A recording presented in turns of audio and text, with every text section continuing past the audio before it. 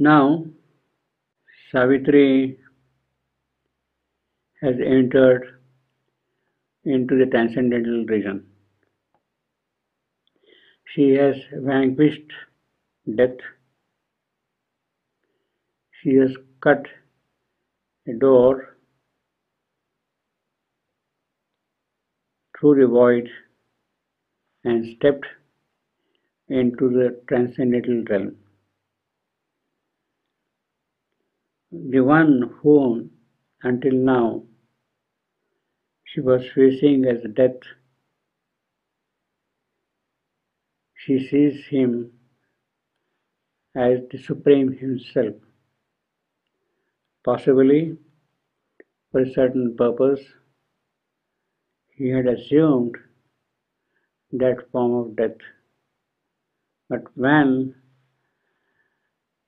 that veil which was covering the Supreme is removed, what Savitri sees is only the Supreme Himself. This is a very unique spiritual realization which has not been there, which had not been there at all in the entire spiritual history. To cut a door to the void and enter into the transcendental realms and see the whole creation nothing but a manifestation of the Divine Himself. That is what Savitri has seen. But Savitri has been offered a boon which she would not accept. She was told, Savitri, welcome. You have done something marvelous. You have vanquished death, and I am here now to grant you a boon. Come here and stay in this world. Nobody has been ever able to do this thing. You have come here, stay here with your husband, Satyavan. Be happy in this world happiness. There is nothing that you would not be getting. All your wants, all your wishes, all your desires, all your urges will be completely fulfilled. Come and stay here. Now, Savitri is not going to accept that offer. She is alert. She sees transformed death still kind of seducing her with a boon which will distract her from her true mission. She remains always alert to the purpose for which she had taken human birth.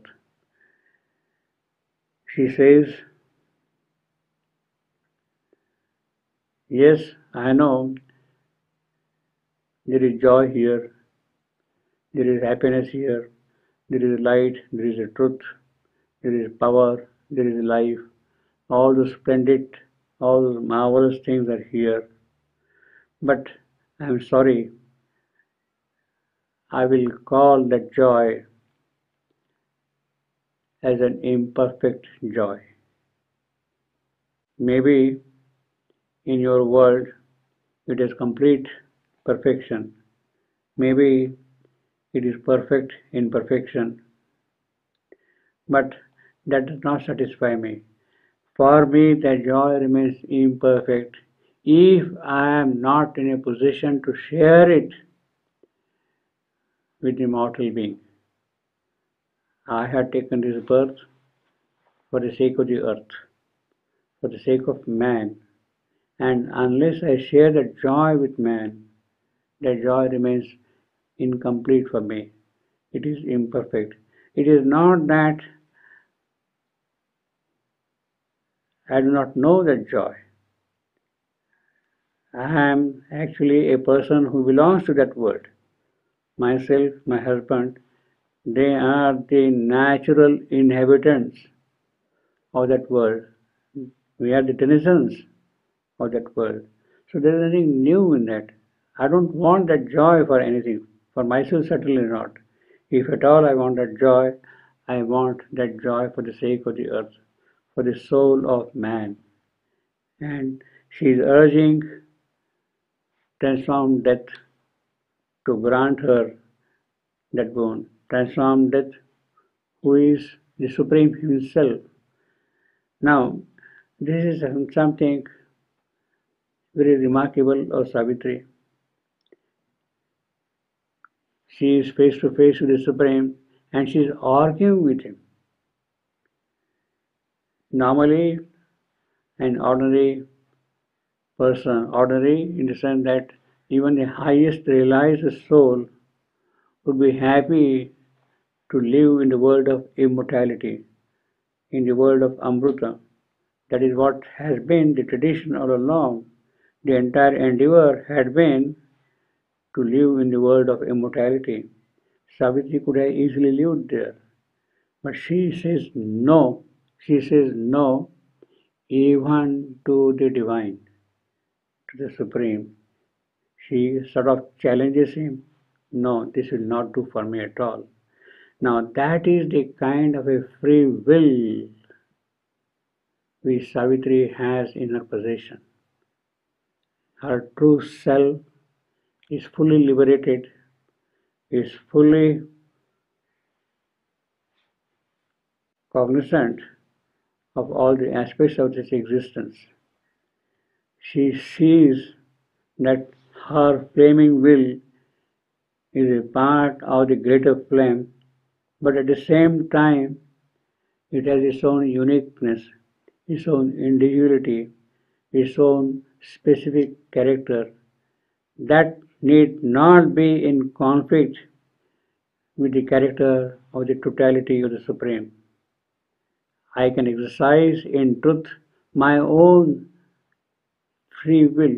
I am not governed by the imposition of another's truth.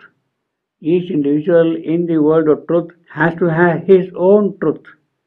And there, one truth does not go in conflict with the other truth.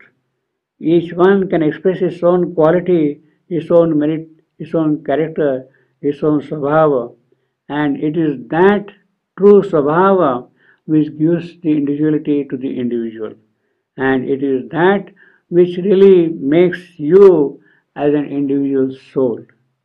And Savitri is in full possession of that individual soul of hers, and she says, I want this for this purpose, please grant me that. You are the only one who can give me the boon, but I want it for this purpose, for the sake of the earth. I have lived in this world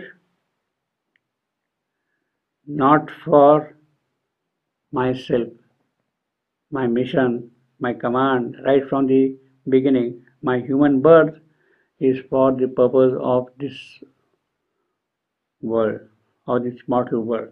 That in the mortal world, the supreme truth can come and live, can manifest itself, can express itself in its million possibilities. It is for that purpose I want the soul of Satyavan back. And Satyavan, one who carries the truth, it is that I want to take back. And unless it is given, the joy, the perfection of joy cannot be there upon earth. Imperfect is the joy if it is not shared with others. It has to become a part of every human being in this mortal creation. Those who are ready, they must receive it, and that should be available easily, so to say, for each and every aspiring creature. And Savitri is pleading for that. I want joy for the sake of this creation, for the sake of this earth. I want Satyavan not for myself, but for the sake of this world here.